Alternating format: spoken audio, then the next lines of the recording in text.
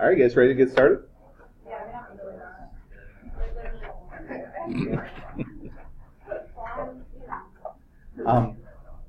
When we take a look at period 5 is that midway point with our content. And so the previous 4 review sessions have been on the material that typically is seen as the harder style of material for our course. And if you're feeling that way, that's a natural sort of feeling. It's older, it's more distant, it's not really as relatable to nowadays. I oftentimes find from period 5 onwards that this material gets easier and easier for kids to be able to review a second time because it's more recent and it seems more pertinent. Next week's review session, though, will be period 6. That is 1865 to 1900, westward expansion, Gilded Age, and all of that farmer stuff that you learned about in the late 1890s. And so I find a lot of kids find that one to be really tricky, and so we'll be able to run through that pretty easily for you. Take a look at this one, though. They make a decision that was kind of controversial when we first got started with our redesign, and the controversial element is that they took from 1800 and decided to dead end it in 1848 with period 4. 1848 is the end of the Mexican-American War. 1844 is the beginning of Polk's presidency. And so what you should do with the front of this page, you should put down for 1844, this is Polk, and the key idea that you want to lock into is he is the president who fully embraces the idea of manifest destiny. 1877 is the election of Rutherford B. Hayes, and with him being elected, that's considered the Compromise of 1877, which is the end of military Reconstruction. And we then see the Redeemers put the South back into the situation that it was in the late 1800s, Jim Crow laws, black codes, and so on. So essentially what they're telling you is this is from Polk's presidency through Reconstruction. They're seeing that all as our Civil War era. And the way that they're doing that is they're trying to highlight for you this idea. Mexican-American War is the central turning point in the College Board's mind about the path towards the Civil War. It's pretty easy to see why that happens. That acquisition of new land out west, especially California, is going to trigger then a battle between North and South over statehood that then explodes over the next decade into our Civil War. And so if you keep that in mind, one of the things I highlighted for you was the idea that on the AP test, middle schoolers oftentimes who have not really latched onto a college level of thinking will describe the Civil War as being Southerners who loved slavery, Northerners who hated slavery, and they decided to have a war. Big question I always have with that essay is why now? Why is it 1860? And it's this turning point mentality that's going to allow you to express that really well. So if you flip to the next page inside your concept outline, I'd like to highlight first of all one of the techniques that I've discovered when I'm teaching this stuff. You're going to find that this concept up here is an overarching one. But if you read these concepts from now on and treat them like thesis statements, I think you're going to like the results that you see when it comes to organizing and planning your writing. Like in this case, this is asking you about expansion. And so you'll notice that this is a really good thesis statement, that there is enthusiasm for this because of economic and security interests that result in the acquisition of new territories, migration west, and overseas initiatives. This could easily be a solid thesis statement in any one of your essays, and you'll see that as a recurring theme, especially when we look at the one that pops up soon for the Civil War and its causation. Now, when you look down this list, all they're trying to explain to you is that time period of the 1840s when expansion starts happening. So letter A, they're talking about natural and mineral resources. This is talking about farmland, ranching, mining, especially gold and silver, gold rush in California most importantly. And then they mentioned to you also that some people are seeking religious refuge. This is a direct indication that they want you to be able to speak to the Mormons who are during the Second Great Awakening, look for a haven out west, and that's going to be at the Great Salt Lake. If you remember your geography classes, this is where you get into the idea of push-pull migration, and so if you are able to weave that in, this is a migration theme that runs throughout, so you could easily weave together geography stuff you learned last year with your history stuff here, and it would all be fair game. This next box is all about laying bare for you the idea you need to intelligently be able to talk about manifest destiny. Manifest destiny is a specific term, and kids will oftentimes talk about aggressive foreign policy and expansion as being manifest destiny, and we have to be careful. Manifest destiny is from the 1830s, 1840s to the time period when they totally take over whatever continental United States territories are going to take over. So as they move out west to the West Coast, Gadsden Purchase and whatever, that's manifest destiny. Where kids will oftentimes get in trouble is they will say that what happens in the late 1890s is also manifest destiny. That's imperialism. And while it is similar to manifest destiny is announcing it's the obvious destiny of the United States to spread its ideas from East Coast to West Coast to dominate the continent. Taking over Cuba is a different thing, but it's similar. For letter C, as we added territory in the Mexican-American War and through diplomatic negotiations, this is referring to the Oregon Territory and the Gadsden Purchase. We had questions about the treatment of slaves, Native Americans, and Mexicans in these areas. For letter D, they mentioned also during the Civil War, there were different pieces of legislation that promoted westward transportation and economic development. Westward transportation is the Transcontinental Railroad. So be prepared to write about the Transcontinental Railroad and the impact that it's having out west with migration. And then the economic development is one of two different things. Homestead Act most notably. But also you can talk about the Morrill Land Grant Act, which creates a bunch of A&M style universities, agricultural and manufacturing universities out west, to learn scientifically how to farm the land out west and then share those secrets with farmers who are living out there. When they mention that we have interest developing in Asia, they're specifically referring to Commodore Perry's trip to Japan during Millard Fillmore's presidency, opening up trade with them. This will eventually lead us towards the open door policy in the late 1800s, and so there'll be a line that'll be connecting between the two, but they're just laying out that this fact needs to be something you know as you move into the test. So these are laying out for you all the motivations for us to start expanding during this time period, and then as you move into the next section, they highlight a different trend. They want you to be able to talk intelligently about immigration and citizenship in this time period as well. First of all, we have waves of immigrants coming in, notably from Ireland and Germany. The Irish are largely settling in cities. And what are the organizations that they're creating to try to hopefully gain some political power on the East Coast?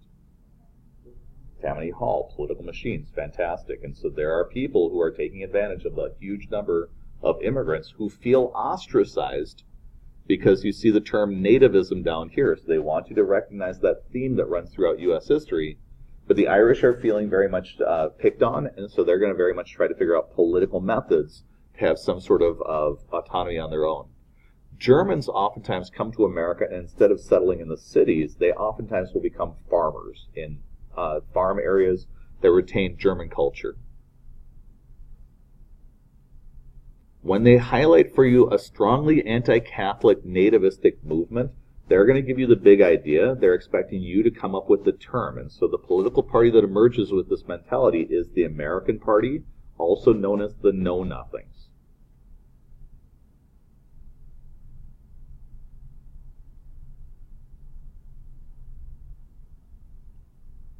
Finally, with letter C. Letter C is deceptively short, but with letter C, they're highlighting for you that after taking over territory in the western part of the United States, Mexican Americans and Native Americans saw that their land was being taken away and their self-sufficiency was being influenced. And so let me throw out some terms to remind you of what we studied for this. For Native Americans in particular, we spent a good amount of time talking about the Dakota conflict in 1962 here in the state of Minnesota. We also talked about the Lakota that were involved in the Battle of Little Bighorn in 1876, which is the turning point Native American conflict you'd want to highlight. Around the same time, you had Red Cloud's War, where they shut down the Bozeman Trail. You learned about the Nez Perce, who were forced to flee their land because of a bad land deal. And it's during this time period that you learned about the reservation strategy, where they're putting Native Americans on smaller and smaller reservations to get out of the way of Western settlement by American settlers.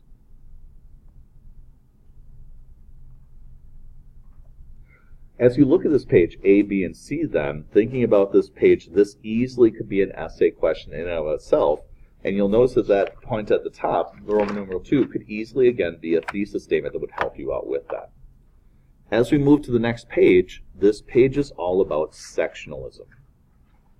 So that's the way that I would highlight that entire page, talking about how ideological and economic differences over slavery produced an array of diverging responses from Americans in the North and the South. Specifically, if you are looking for something to do with your study group, I would encourage you to notice this segment right here.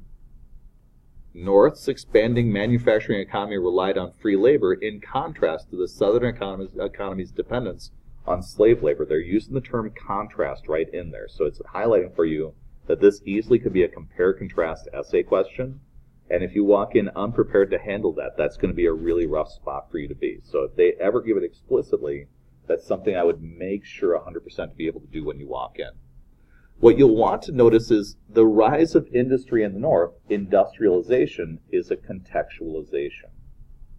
So if you're struggling with contextualization, think about big trends or movements that influence a certain topic, and if it's provided for you in this concept outline, feel free to use it. Industrialization is going to lead to urbanization as people start moving to cities. And what we highlighted is most immigrants are not moving south, they're moving north, and that's going to cause an imbalance sectionally with the populations, and that's going to cause some tension between north and south. It's this segment right here that I really want to tune into with you guys, because for most of the kids who write that terrible essay of how Southerners loved slavery and the North hated it, I'd like to highlight a couple different things for you. That first of all, most white people in the South did not own slaves, but they embraced the system. Secondarily, many Northerners do not like the idea of African American freedom, and they are very much not anti-slavery. Irish factory workers in particular do not want African American slaves to be freed, because if they are, they're going to be in competition for their jobs. Do you have any historical examples that you could use to prove that their fears are legit?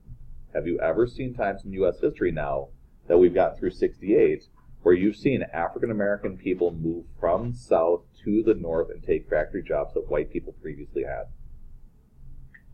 The Great Migration 1 and 2. For those factory workers during the Great Migrations, they saw their wages cut, they saw that their unions got broken, and in particular in 1919, what backlash did you see from white Americans against African? The Red Summer of Hate, right? And so for us, this is where we set up that connection earlier. You've seen this before, but now that you've seen the whole scope of U.S. history, you can see how there's a link in between. For many Northerners, they're anti-slavery, but they're anti-slavery with the idea of sending Africans back to Africa with the American Colonization Society. They're also creating a brand new party called the Free Soil Party. Where most kids get tripped up is they get the idea that these are abolitionists. These are white people who want to keep African Americans out of the West, whether they're free or slave, so that they're not competing with white people for jobs. This free soil movement is trying to stop the spread of slavery, though. So are abolitionists. And so it's the combination of anti-slavery abolitionists and free soilers who are creating sectional tension for Southerners, because their motivations are different. Their goal is the same: stop the spread of slavery. When you think about your abolitionists, though, let me rattle off some names for you, though. You've already heard about the American Colonization Society from the early 1800s. That gets replaced by the American Anti-Slavery Society. Much more radical. Names that you'll want to be able to describe. Notice how they talk about both white and black abolitionists. And so think about William Lloyd Garrison, the creator of the Liberator in Boston. And he works very closely with Frederick Douglass, a runaway slave who creates the North Star. Remember also that we talked about women being involved in this movement, and this is where you want to link together the idea of women from the Seneca Falls Convention realized that pursuing abolition simultaneously means that both groups might get their rights quicker if they could team up. So think about these women. Think about like Angelina Grimke, who we read about. She was the one who was inside of an assembly hall that was being destroyed by protesters outside, and she was recounting what she had seen during her experience as a Southern woman involved in the slave process as a white woman. Remember also Sojourner Truth, asking the question, ain't I a woman, during the cult of domesticity, where she's pointing out there's a disconnect between how women are treated and how African American women are being treated. Most importantly, as we get close to the Civil War, remember Harriet Beecher Stowe and Uncle Tom's Cabin. So when we ran through this list back in the winter time, this list was really daunting because we hit you with a bunch of abolitionists, but now you've got a menu in front of you where if you could figure out ways to weave in their story just subtly of here's this person and the role they played and this person the role they played, you'll sound really good compared to your competition who will just be able to mention them casually. Also notice that they're saying that there's assistance for freeing slaves. That's your Underground Railroad. I have to say this because essays that I've read have made this mistake, but my kids do not typically make this mistake. But just to make sure, the Underground Railroad is not underground. It is not a railroad. It's just a secret system of moving people from south to north. And remember, they were relying on the haven that's provided by white people along the way. Especially notice Quakers in Pennsylvania, who provide important way stations for African Americans to be able to stop and move up north. Finally, they mention how some people are willing to use violence to achieve their goals. Outside the time period, this is 1831 Nat Turner Rebellion. And then right before the Civil War, John Brown and Harper's Ferry. Dan Charleston, could you call 8800?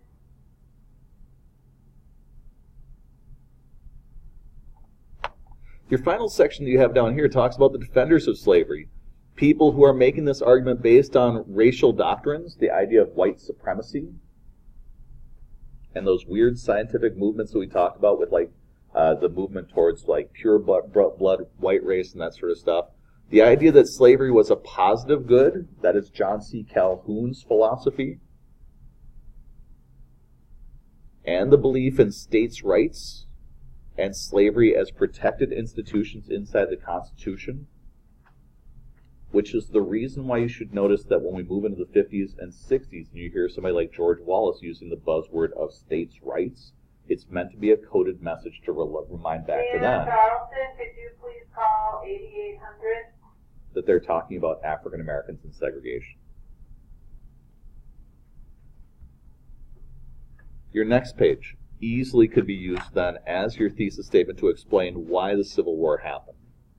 Where sectionalism built in the past, but debates over slavery came to dominate political discussion in the 50s, leading to the election of Lincoln and the secession of Southern states. If that was a thesis statement for a Civil War essay, it would be killer. And so that's the way that I would be using this, is they really summarize the big idea in this moment right here.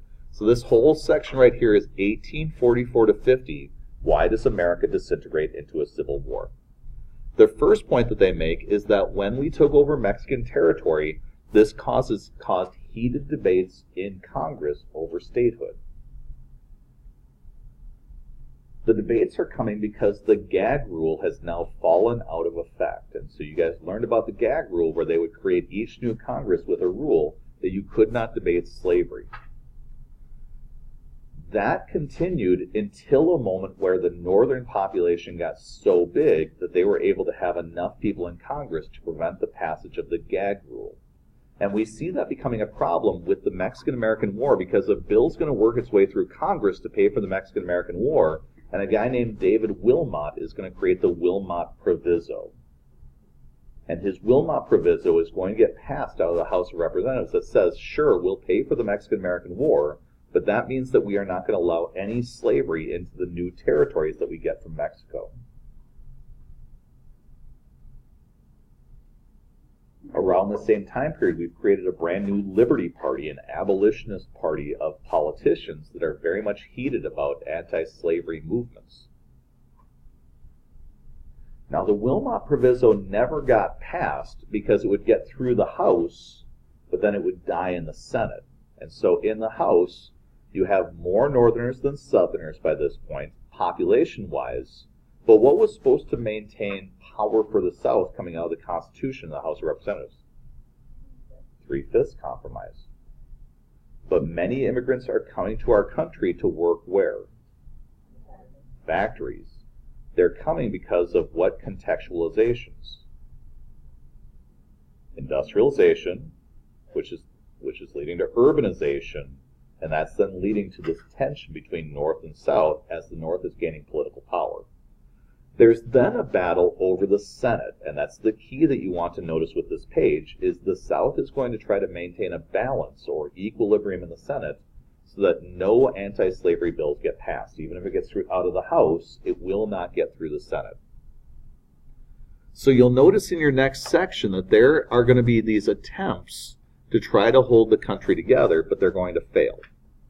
First of all, Compromise of 1850 during Zachary Taylor's presidency.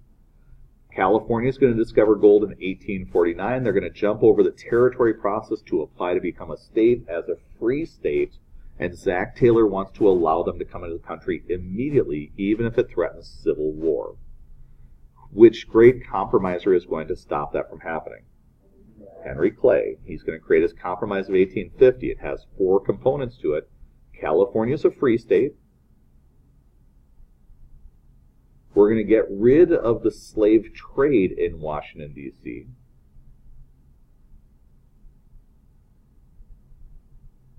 We're going to create a stronger Fugitive Slave Act. And we're going to create popular sovereignty in the southwestern part of the United States. So again, California is a free state. End of the D.C. slave trade. Stronger Fugitive Slave Act. And popular sovereignty in the Southwest. Henry Clay is getting assistance to get this bill passed by 2 different individuals. First individual to notice is Stephen Douglas, the guy who's going to fight with Abraham Lincoln in the big Senate debate and the election of 1860. But Stephen Douglas helped to get this compromise done, and he'd like to take Henry Clay's place as being the next great compromiser. He's also getting assistance from Daniel Webster. Daniel Webster is that politician from Massachusetts, and he's been around ever since John Marshall's time, so he became famous arguing court cases in front of John Marshall's Supreme Court.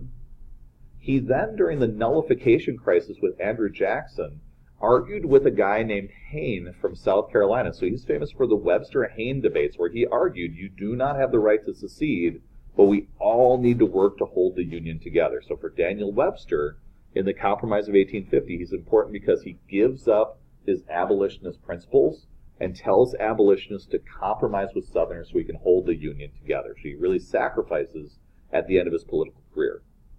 John C. Calhoun is there too, and when we read his speech back in the wintertime, he told people at this convention that Nashville has already held a meeting to secede from the United States if the Compromise of 1850 goes wrong. And so he's demanding concessions like rewriting the Constitution with a balance of power between the North and the South, where each side gets 50-50 split of governmental power, even though there's less white people in the South than there are in the North. The final person you should remember from this is William Seward, and Seward comes flying in from the Burned Over district in New York, and he argues that he answers to a higher law and he'll compromise on nothing. So he's the new abolitionist group that's coming in, and they're kind of making waves.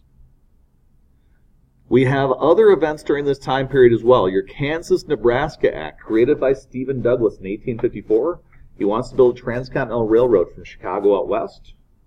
And in order to do so, he is encouraged to wipe out the 3630 line from the Missouri Compromise and allow slavery to spread into Kansas and Nebraska by using popular sovereignty. This is what leads to what's known as Bleeding Kansas. In addition to Kansas-Nebraska, I'd encourage you to remember the caning of Sumner, where Sumner stood up in the Congress and said that the South was in love with a slut named Slavery, and he was beaten savagely, and both sides thought that it was pretty sweet.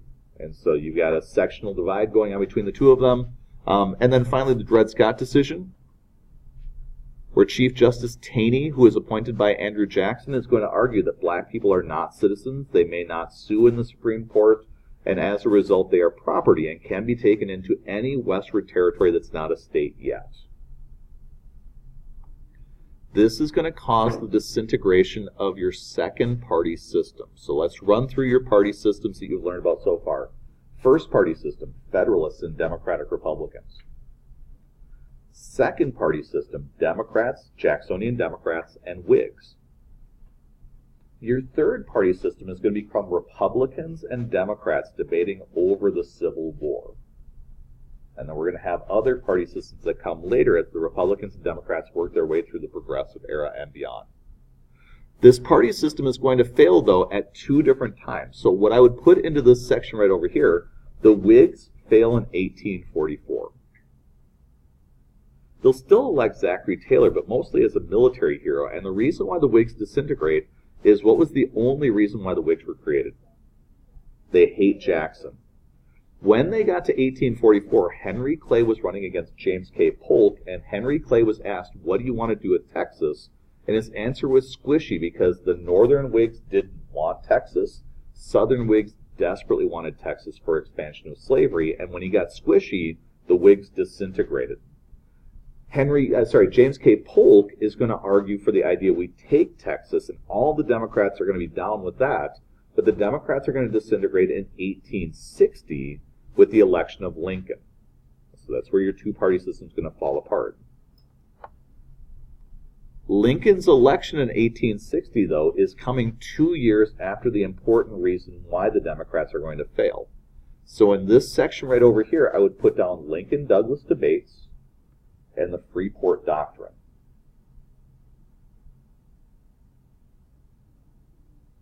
In the Lincoln-Douglas debates, Douglas is able to make Lincoln look like a radical abolitionist, and that's why the South flips out in 1860. So this is the Lincoln-Douglas debates and the Freeport Doctrine. The Freeport Doctrine is a trap that Lincoln sets for Stephen Douglas, where he asks Stephen Douglas, do you prefer popular sovereignty for westward expansion or Dred Scott? Southerners want him to be all about Dred Scott because it's more aggressive than popular sovereignty, but he says we should allow the territories and the states to decide on statehood with slavery, and his answer is going to be way too soft for Southerners. And so in this election right over here, remember there are 4 candidates. One Republican, Abe Lincoln, who wins all the electoral votes in the North. Stephen Douglas and John C. Breckinridge, 2 Democrats that divide the party in half. And then you have John Bell, part of the Constitutional Union Party that just wants to compromise. If you think forward, do you remember any other elections where you saw the parties split and have an impact on the election? Bull Moose Party, 1912, absolutely. Republicans split, allowing Wilson to become president. You also have the example in 1948 where it didn't happen with Truman. Dixiecrats split, but he was still able to defeat Dewey in spite of that split. So your next page. Next page is just straight up Civil War.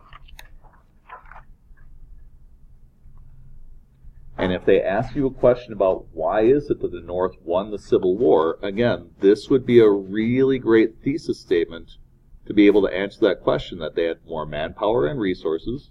Lincoln's leadership, the decision to emancipate slaves, eventually led to the Union victory. And so it's very clean and compact. And in breaking that down, number one, this section right here is asking you about how the North and the South mobilized for war. Both of the sides engaged in a draft. But remember, if you were a Northerner and you were rich, you could buy your way out of it. That leads to a bunch of draft riots in the North because people are angry. Both of the sides play with paper money. The Northern paper money is known as greenbacks, and that's going to create an issue with farmers coming up later after the Civil War is done. Lincoln, though, is going to use the federal government, a strong central government, to mobilize the economy for war, and this is a trend that you're going to see for World War I and World War II as well. So just like World War I and World War II, it's not necessarily that the Northern Army is better, they're just able to outproduce everybody. So Lincoln encourages the growth of factories. He encourages the creation of railroad tracks that are one standard gauge or one standard width, so the trains can go from east to west really easily. He's going to start selling war bonds and increase taxes to pay for the war. He's going to encourage the building of telegraph systems so that he can monitor the war and be able to move his troops quickly. For the southern economy, they're going to be damaged by what was called the Anaconda Plan. So remember, the Anaconda Plan was to cut off trade of cotton to Europe, to cut off the Mississippi River, and hopefully capture Richmond, Virginia. Letter B is asking you to consider the turning point of the war, where it points out that Lincoln started the war wanting to preserve the Union, but then he decided to issue the Emancipation Proclamation. And so over in this box, remember your two big turning point battles that are important for this issue. Antietam, 1862, the bloodiest day of the Civil War, is what leads to the Emancipation Proclamation, which frees all the slaves in southern states that are still rebelling. Gettysburg is the bloodiest battle of the Civil War in 1863, and both of those are attempted invasions by the South into the North to try to take over the Union military and defeat them to try to get recognition from Europe. Robert E. Lee is trying to mimic the techniques used by George Washington, so he wants to invade at Antietam and Gettysburg to create a Saratoga-style moment. The South also has what they call their King Cotton strategy in the hope that they can get France and England on their side because they need cotton. And they're fighting a defensive war, kind of like Washington did, to try to wear down the will of Northerners so that they will hopefully quit the war. In letter C, we read two documents that are meant to help you out with this. We read the Gettysburg Address and Lincoln's second inaugural address, both of which were talking about binding up the wounds of the nation and having a new birth of freedom. In the Gettysburg Address, he addresses 77 years ago, where he highlights the Declaration of Independence made a promise, and it's now our time to fulfill that. And so that's where Lincoln starts laying down his vision for what the war should look like. This final box is just telling you that you need to be able to describe the Civil War strategies of the North that they used to be able to win. And so here's your nutshell of the Civil War. 1861 to 1862 is the Anaconda Plan. But Lincoln's troops are struggling with Richmond because of a guy named General George McClellan. He's the guy who was too timid to attack Richmond, always was convinced he was going to get conquered. He eventually ran against Lincoln in 1864 as a Copperhead, or a peace Democrat. The shift is going to take place, though, on the Mississippi River, because that's where Ulysses S. Grant is scoring victories. And by scoring victories, Grant is going to get the attention of Lincoln. Following Antietam and Gettysburg, Lincoln decides to declare all-out war, with Grant attacking Robert E. Lee through Virginia and General Sherman marching through the South. During Sherman's march to the sea, what I would put into my notes is Atlanta, 1864. When that city falls, Abraham Lincoln is pretty much guaranteed a re-election, even though just days earlier it looked like he'd lose in 1864. So Sherman's victory is proving to Americans that we're on the right track and we're going to win. Eventually, Lee is captured at Appomattox, but then Lincoln is assassinated 5 days later, and that leads us into Reconstruction, which is the last page that you have inside of your concept outline right here. Again, this would be a great thesis statement on Reconstruction, that it ended slavery, altered relationships between the states and the federal government, and led to debates over definitions of slavery as citizenship, especially for African Americans, women, and other minorities. And so we're going to find that if you use that on an AP test, it would be a solid point for thesis. They do want you to know each of the amendments, 13th, 14th, and 15th. We should understand where they're coming from, though, and so let me give you a few things to put into the boxes over here on the right-hand side. Prior to his death, Lincoln told us what his plans were. It was called the 10% plan. His plan was to allow the South to come back easily with a very limited loyalty oath so that we could reunite quick. You guys all know about my disturbing man crush with Abraham Lincoln, And that means that I've got some bias going on. But what I want to highlight for you is that at this moment, Lincoln's 10% plan should look embarrassingly bad to you guys. The idea that we could reconstruct quickly, get back reunited, and that would create structural changes with the racism that we had inside the country is disturbingly off based on what you've seen for the next century, where through the 1960s you have segregation and all that other sorts of stuff. So Lincoln may have been right on a bunch of stuff. On this one, the radical Republicans seem to be more tuned in with their Wade Davis bill that they put forward during the Civil War, where they want a 50% loyalty oath. And they want to punish the South. And if they can keep them out for a long time, that's the only reason why they're able to pass these amendments. If the South is reunited, they'd be able to stop these amendments. And I'd like to keep in mind, if these amendments had not been created in the 1860s and 1870s, then none of the civil rights movement happens the way that it does, because it was arguing that because of the 14th and 15th Amendment, African Americans deserved more rights than they were getting in the 1960s. So when we look at the Wade Davis bill, it doesn't pass, and then your battle afterwards is a battle between Andrew Johnson and your radical Republicans. Andrew Johnson is being soft to Southerners. He vetoes the Freedmen's Bureau. He's vetoing other sorts of bills to protect African American Southerners. And so this leads to military reconstruction. The South is divided up into districts. The military is going to stay in the South. And we're going to see that with these aggressive moves, some positive changes will be made. Notice with letter B, though, women are going to be emboldened in a negative way towards the African American civil rights movement because they feel like African American people have surpassed white women's rights, and so this is where your suffragette movement is coming from.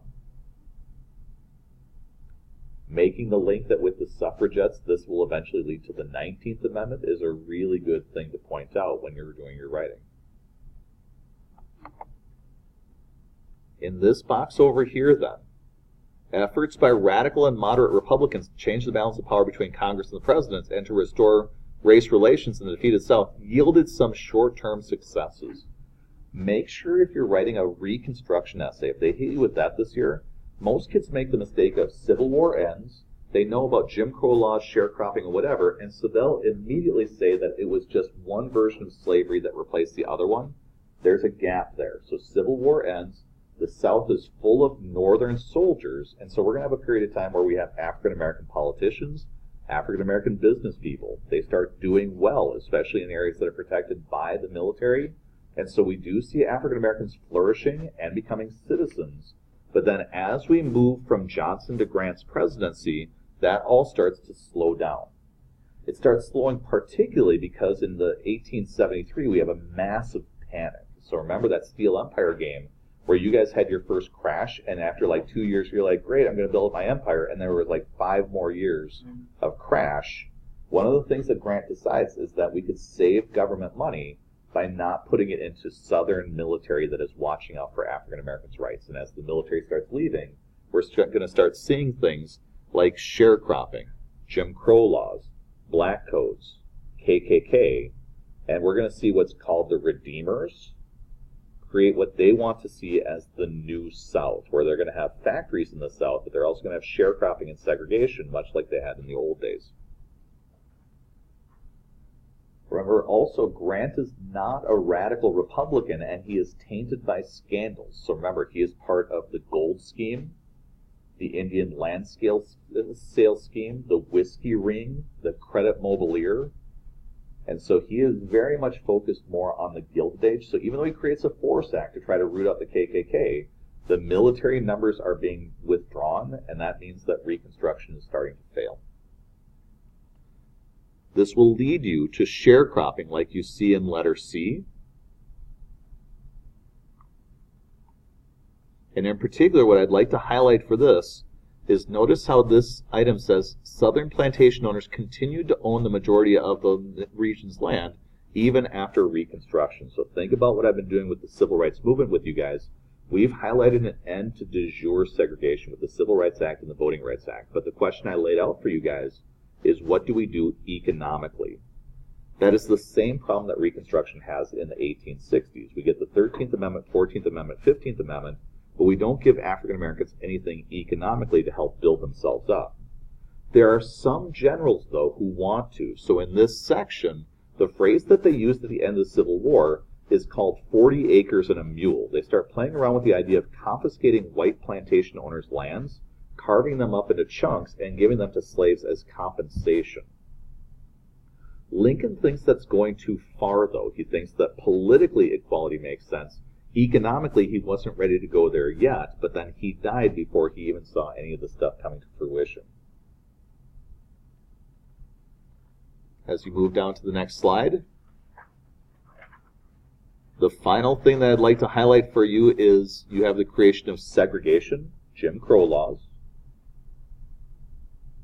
violence, KKK, citizens leagues, and so on, Supreme Court decisions. Plessy versus Ferguson is the most notable of them, but I also taught you about the slaughterhouse cases, which was about a slaughterhouse in New Orleans. And in particular, what the slaughterhouse cases were trying to do is they were trying to take a strict interpretation of the 14th and 15th Amendments. So if you want to sound really smart on the AP test, that's the way they undo Reconstruction. Judges on the Supreme Court will argue, sure, African Americans have the 14th and 15th Amendment to protect them from abuses from the federal government. They'll argue, though, that according to strict constructionism, if it isn't involved in interstate trade, it's not a federal issue, and that gets left to the states. And so while you're protected in the 14th Amendment from federal abuse, the only thing that protects you from state abuse is the state themselves deciding not to abuse you. And they're going to stick with that as the argument for why African Americans then can face discrimination and whatever from that point forward. Local political tactics, poll taxes, literacy tests, grandfather clauses that are being used to disenfranchise or take away the vote from African Americans. What I'd like to highlight for you, though, is keep in mind the 14th and 15th Amendments. When it comes to this course, they are the two biggest amendments that you want to use in your essays, because if you get a civil rights essay about Reconstruction, they're foundational for what they're trying to do to help out. When we get to Brown versus Topeka Board of Education, the argument that NAACP is making is that when you have segregated schools and they're separate and unequal, you have unequal citizenship, and that is then unfair under the Constitution, and it's unconstitutional. So whenever the NAACP argues, they are usually going back to these amendments for the Civil Rights Act, Voting Rights Act, and other sorts of things to try to provide equality. When we come together then next week, your next unit is 1865 to 1900. And it is overlaying a couple different things together. Number one, this will be an Old West review, so we'll be taking a look at farmers, ranchers, miners, Native American wars, and whatever. This will also be Gilded Age, so the rise of industry, urbanization, and like the monopolies that we learned about previously. This will also take us close to imperialism, so we'll be on the stage with that. But then finally next week we'll be taking a look at the farmers' movements, which oftentimes confuse everybody in APUSH. And so if you were struggling with what the populists were up to with the silver standard, whatever, next week will help out quite a bit. Do you have any questions? My hope is that you're feeling that this stuff is easier than the earlier stuff that we did. You were different students in December when you learned the stuff than you were back in September. But if you are having confusions or problems, please let me know. Thanks, you guys.